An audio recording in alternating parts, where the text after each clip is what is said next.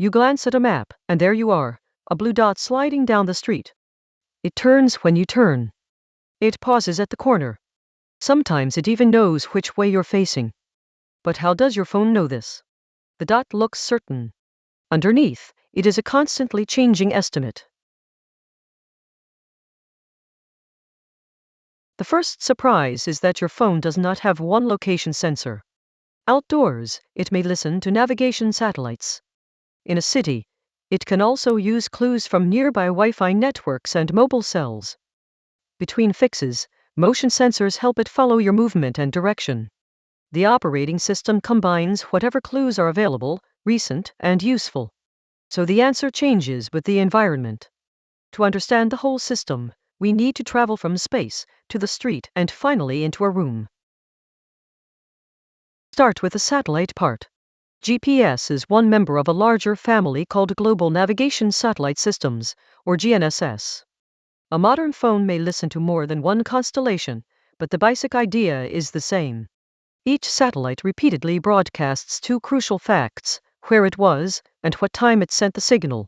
Your phone is not asking a satellite, "Where am I?" It simply broadcasts, like an extremely precise lighthouse. The phone listens. Because radio waves travel at the speed of light, the receiver can compare the transmitted time with the arrival time. Travel time multiplied by the speed of light gives an apparent distance to that satellite. Engineers call it a pseudorange, because it contains the real geometric distance plus clock and signal errors that still need correcting. Now turn those distances into geometry. On a flat map, one satellite gives a circle of possible locations. Add a second circle, and the possibilities shrink to their intersections. Add a third, and one point appears to win. That is trilateration, locating something from measured distances, not from measured angles. It is a useful picture, but the real calculation happens in 3 dimensions, with spheres instead of circles. And there is another problem hiding inside your phone: its clock. The satellites carry extraordinarily precise clocks. Your phone does not. An error of just 1/millionth of a second corresponds to roughly 300 meters of light travel. So the receiver is solving 4 unknowns together: 3 coordinates and its clock offset. That is why a normal 3-dimensional fix needs signals from at least 4 satellites. The fourth does not merely add another circle. It lets the phone correct its own sense of time. If satellite positioning is calculated on the phone, why does a data connection often make the first fix arrive faster? Because finding faint signals and learning fresh satellite details can take time. Assisted GNSS gives the receiver a head start.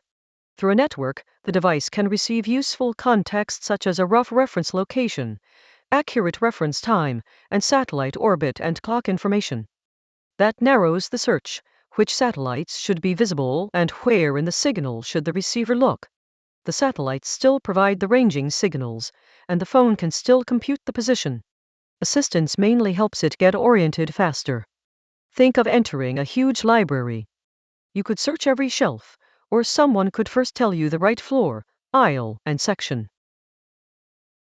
Now descend to street level, where the sky is partly blocked and the phone has other clues. Nearby Wi-Fi access points continually identify themselves. A location service can compare the access points the phone can observe with a database of where fixed access points have previously been seen. The phone does not need a Wi-Fi network to tell it its coordinates. The useful clue is the pattern of nearby radio identities and signal conditions. Mobile networks offer another clue.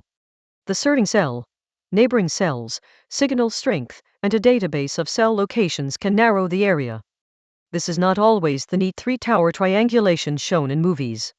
Often it is a database-backed estimate with a large uncertainty radius. Official service documentation gives a useful sense of scale. Wi-Fi observations can sometimes produce an accuracy radius around tens of meters, while a large outdoor cell may leave hundreds of meters, or even kilometers, of uncertainty. Radio clues answer: where might the phone be? The accelerometer detects changes in motion. The gyroscope detects rotation. The magnetometer can help estimate direction, although nearby metal and electronics can disturb it. Step counters and vehicle motion models can add context. Together, these signals help keep the blue dot moving smoothly while the phone waits for a fresh external fix.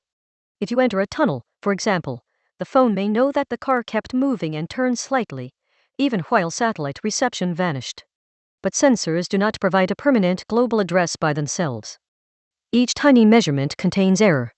Integrate those errors over time, and the predicted path drifts.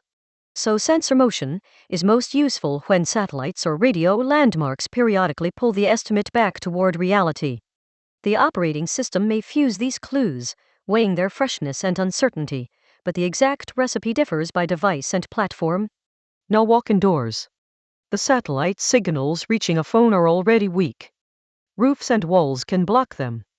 Glass, concrete, and nearby buildings can reflect a signal so it arrives by a longer path. The receiver may interpret that extra travel time as extra distance. This is multipath. The phone hears an echo and briefly mistakes it for the direct route.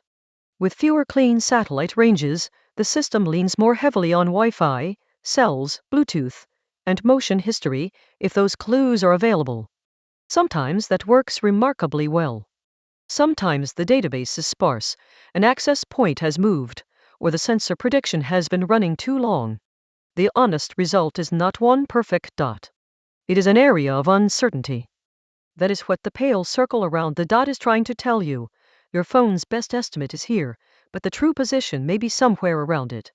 Indoors, that cloud can expand, slide through a wall, or snap back when a better clue arrives.